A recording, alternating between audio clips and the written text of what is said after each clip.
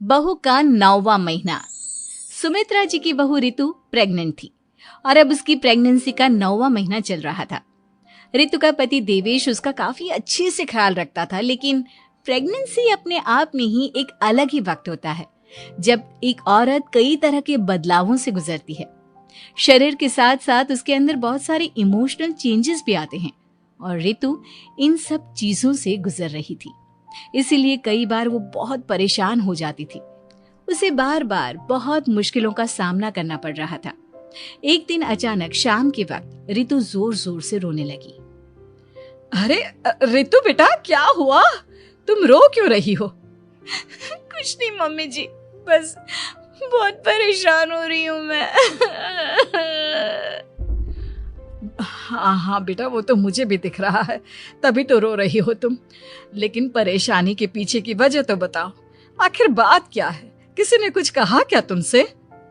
नहीं मम्मी जी, किसी ने कुछ भी नहीं कहा, बस ऐसे ही मेरा मन कर रहा है रोने का। अरे बेटा, ये क्या बात हुई? रोने का मन कर रहा है? अरे तुम माँ बनने वाली हो, अगर इस तरह रहोगी ना तो बच्चा भी रोने वाले नेचर का पैदा होगा। तो फिर मैं क्या करूं मम्मी जी? मुझे बता अपने दिल की बात, मेरे साथ शेयर कर कि क्या परेशानी है। वो क्या है ना मम्मी जी, मैं अपने पेट की तरफ देखती हूँ ना तो अजीब सी घबराहट होती है। अरे लेकिन क्यों बेटा?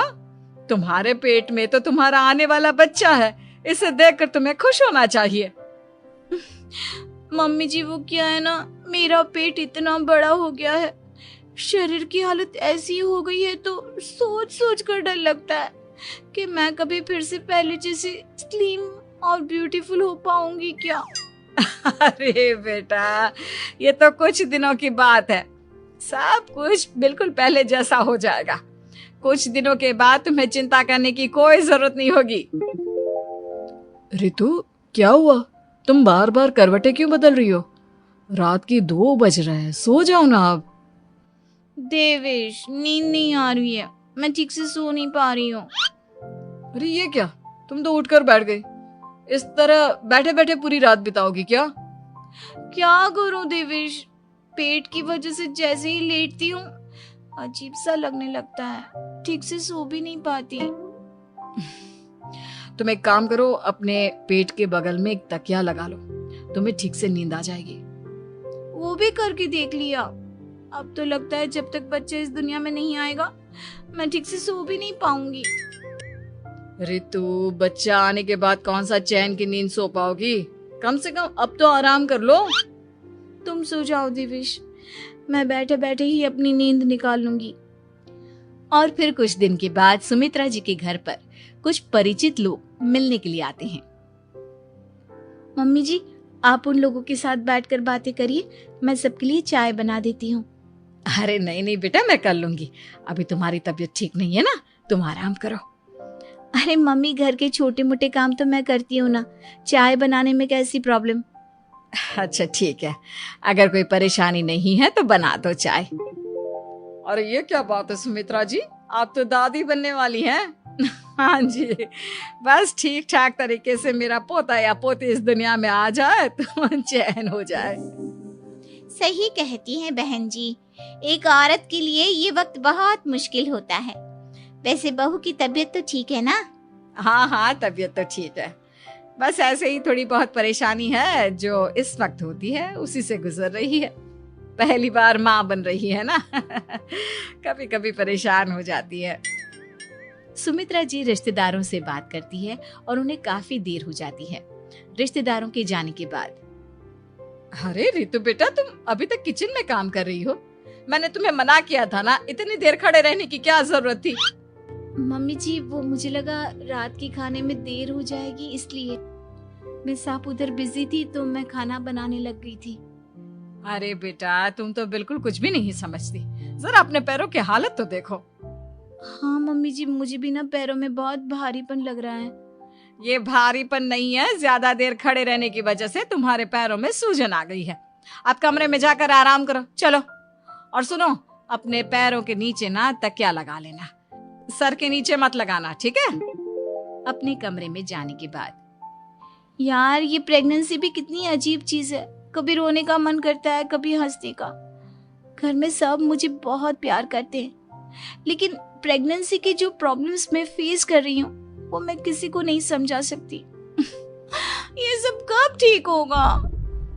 और फिर एक रात अचानक रितु नींद में उठकर बैठ जाती है और अपने पूरे शरीर पर खुजली करने लगती है। देवेश की आंख खुलती है और वो रितु को इस तरह खुजली करते हुए देखता है। अरे क्या हुआ रितु, तुम ठीक तो हो ना? पता नहीं क्यों देवेश, लेकिन अचानक से पूरे शरीर में खुजली हो रही है। दिखाओ जरा मुझे।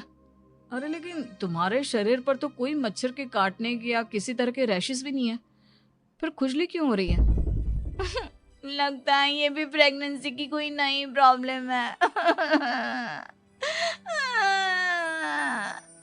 अरे अरे परेशान मत हो, मैं मम्मी को बुला कर लाता हूँ। सुमित्रा जी के आने के बाद अरे क्या बात है बेटा, इस तरह क्यों खुजली कर रही हो? अचानक से क्या हो गया तुम्हें? मम्मी जी ऐसा लग रहा है जैसे सर से पैर तक पूरे बदन में मच्छरों ने काट लिया हो।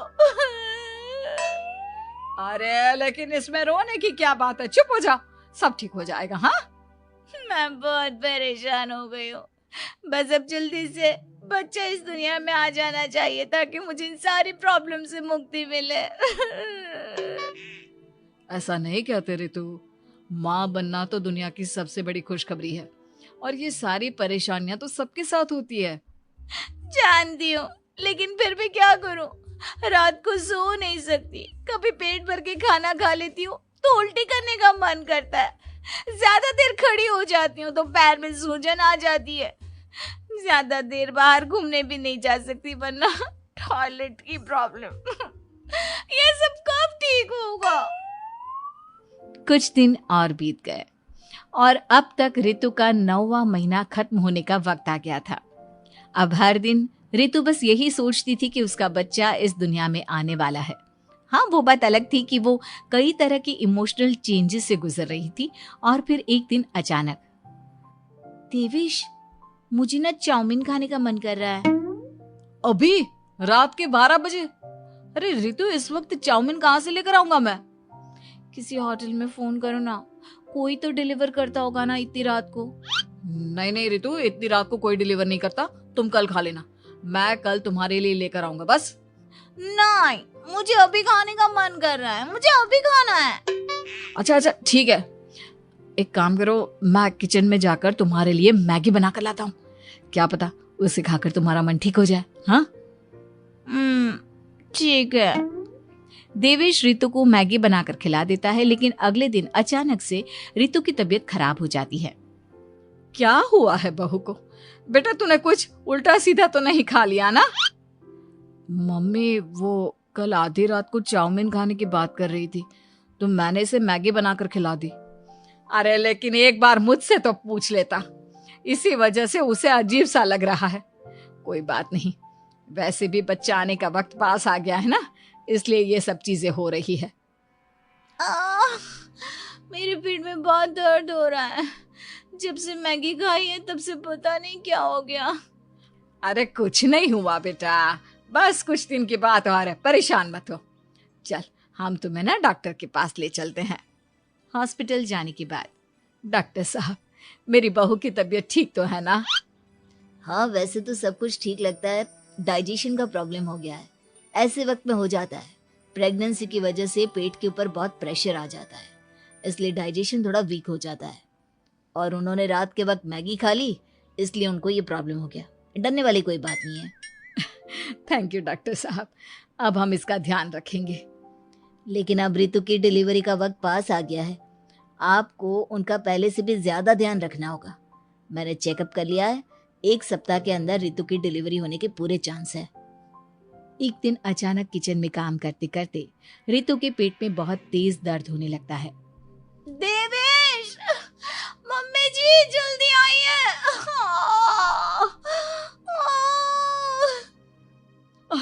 अरे क्या हुआ बहू, क्या हुआ तुम्हें? बहुत दर्द हो रहा है मम्मी, मेरे पेट में बहुत तेज दर्द हो रहा है, मुझसे खड़ा भी नहीं रहा जा रहा।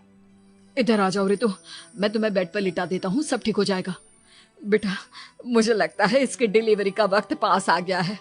अब हमें रितु को हॉस्पिटल ले जाना होगा।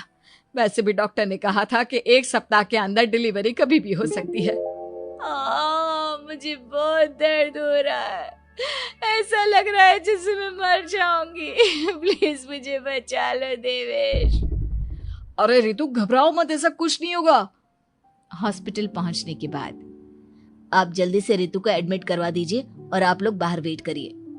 नहीं, मुझे बहुत दर्द हो रहा है। रितु, समझने की कोशिश करो, सब कुछ ठीक हो जाएगा। रितु को लेबर पेन शुरू हो गया था और वो काफी तकलीफ से गुजर रही थी। एक बच्चे को जन्म देते समय औरत जिस तकलीफ से गुजरती है उसे सिर्फ वही समझ सकती है। रितु की तकलीफ को देखकर देवेश भी काफी इमोशनल हो गया था। रितु को इस तरह चीखते देखकर उसे बहुत दुख हो रहा था, लेकिन आधे घंटे के बाद जब डॉक्टर अपने हाथ में रितु और देवेश की छोटी सी बच्ची को लेकर आया तो रितु के चेहरे पर स्माइल आ गई। रितु, ये देखो, तुम्हारी और मेरी नन्ही सी बेटी। ये तो एकदम परी की तरह दिखती है। दिखेगी क्यों नहीं, एकदम तुम पर गई है ना, इसलिए। लेकिन मम्मी, उसकी नाक तो मेरे जैसी है। अच्छा ठीक है, नाक तुम रख लो, बाकी सब मेरे जैसा। देखा रितु, तुमने कितनी तकलीफ सही, लेकिन उस तकलीफ के बदले तुम्हें भगवान ने ये छोटी सी परी दे दी। और ऐसा सब औरतों के साथ होता है। तुमने बहुत हिम्मत रखी है बेटा, और इसका नतीजा आज हमारे सामने है।